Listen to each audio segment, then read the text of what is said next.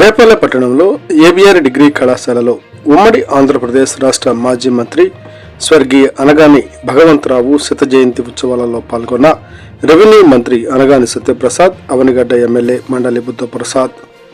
ప్రజల మనిషి అనగాని భగవంతరావు అనే పుస్తకాన్ని మండలి బుద్ధప్రసాద్తో కలిసి ఆవిష్కరించిన మంత్రి అనగాని ఈ పుస్తకాన్ని విద్యార్థులంతా చదివి భగవంతరావు జీవితంలోని మంచిని ఆచరించాలని మంత్రి అనగాని అన్నారు. భగవంతరావు నీతి, నిజాయితీ, అవినీతి తావులేని రాజకీయాలు చేశారు. ఆయన మాదిరే మనమందరం కూడా నిబద్ధతతో రాజకీయాలు చేసి రేపలను ఉత్తమంగా నిలబెడదాం. తన పెదనాన్న భగవంతరావు దారిలోనే తాను ప్రజాసేవ చేయడం ఎంతో సంతోషాన్ని ఇస్తుందన్న మంత్రి అనగాని.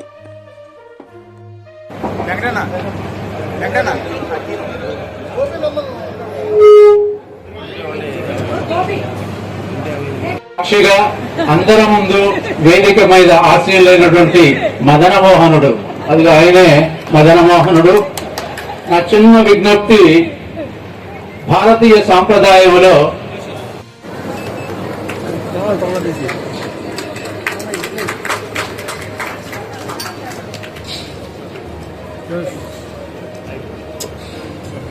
వేల మంది రావటం, వేల మంది జనంతో కార్యక్రమం జరిగేదంటే ఒక సత్యప్రసాద్ గారి ఈ రాష్ట్రంలో కాదు కూడా దేశంలోని ఆ రకంగా వాళ్ళ ప్రజాభిమానం పొంది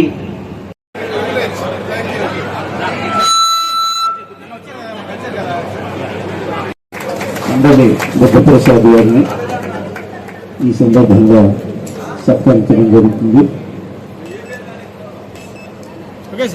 కూడా చాలా తక్కువ, ఎందుకంటే తీవ్ర ప్రాంతం ఇటు కృష్ణానదికి ఇటువైపు మనం ఉంటే అటువైపు వారు ఏర్పాటు చేయడంలో మా తమ్ముడు శివప్రసాద్ నాకు ఎంతో సహకరించాడు. వారికి నా అభినందనలు. ఇంకా మెయిన్గా నేను తరువాత రెండో వారు నాగభూషణం, మూడో వారు సీతారత్నం, 4 అనగాని.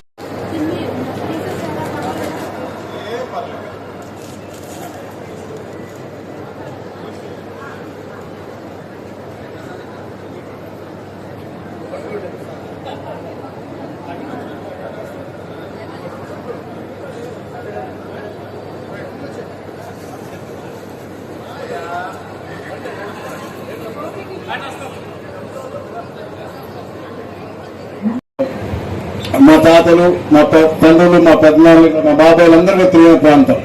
ఇక్కడ మా పెద్దనాన్న గారు భగవంతరావు గారు లేని సేవలు చేశారు. మరి అలాంటి ప్రాంతాల్లోనే నిజంగా నాకు సేవ చేస్తాం నాకు నిజంగా చాలా అదృష్టంగా భావిస్తా ఉన్నాను.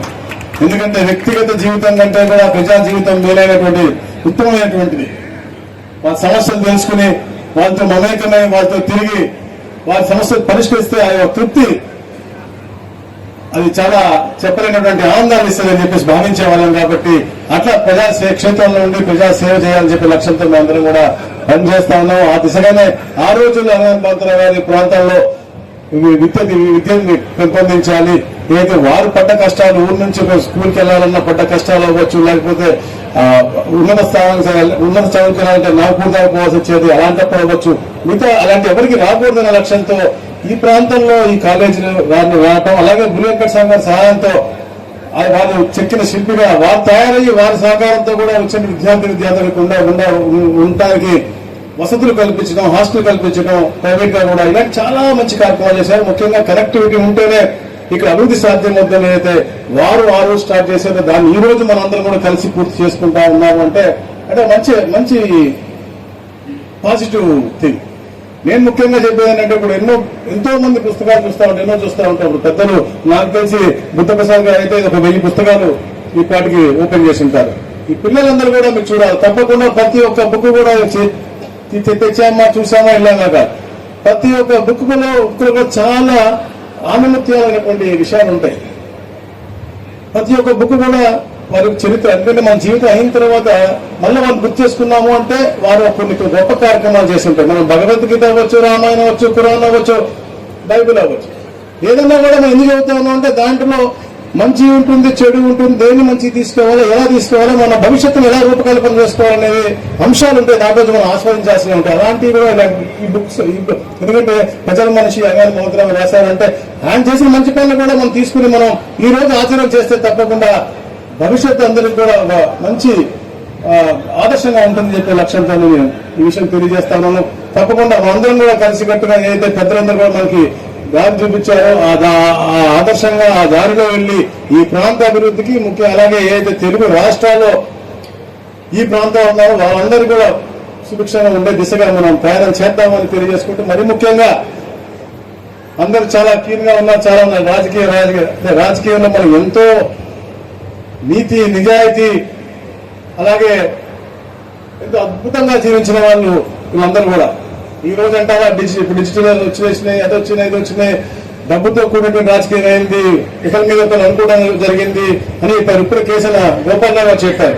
ఎంత ఉత్తమంగా రాజకీయం చేశారు, ఎంత నీతి నిజాయితీగా రాజకీయాలు చేసేవాళ్ళు, ఎంత ఆదర్శంగా రాజకీయాలు చేశారు. అలాంటి రాజకీయానికి కేంద్రంగా రేపల్లో ఎప్పుడు ఉండాలి, మనం కూడా నీతి నిజాయితీతో అద్భుతంగా రాజకీయం చేద్దామని చెప్పేసి కూడా తెలియజేసుకుంటే, మనిషి జీవించినప్పుడు చనిపోయిన తర్వాత 40 సంవత్సరాల తర్వాత కూడా మనం చెప్పుకుంటా ఉన్నామంటే గొప్ప వ్యక్తుల గురించి, అలా ప్రతి ఒక్క మనిషి గురించి చెప్పుకోవాల్సిన బాధ్యత ఉంది. మనందరం కూడా జీవించినప్పుడే ఇవన్నీ కూడా ఇవాళ తయారై వచ్చాం. ఇస్త్రీ చొక్కా వేసుకున్నాం, ఇస్త్రీ ప్యాంట్ వేసుకున్నాం, మంచి ఇంపోర్టెడ్ షర్ట్ కొట్టుకున్నాం, బాడీ వాష్లు, ఫేస్ వాష్లు అన్ని వాడాం. కానీ చనిపోయినప్పుడు మాత్రం అదే వైట్ క్లాత్, అదే మామూలు నీళ్ళతో స్నానం అట్టని పంపిస్తారు తప్ప ఏది కూడా పైకి తీసుకెళ్తాం కూడా మనకు పైన ఏసీ రూమ్ ఏమి ఇవ్వరు. సో నీతి నిజాయితీగా, బ్రహ్మాండంగా, ఆదర్శంగా ఉన్నది కూడా నలుగురికి పంచుకుంటూ, సేవ చేసుకుంటూ అద్భుతమైన జీవితం మనం ముందుకు జీవితం పయనం చేద్దామని చెప్పేసి తెలియజేసుకుంటూ ఒక మంచి అవకాశం కల్పించిన మా అనగానే మోర్లు అన్నప్పుడు సీతాదేవికి ప్రత్యేకంగా తెలియజేసుకుంటాం.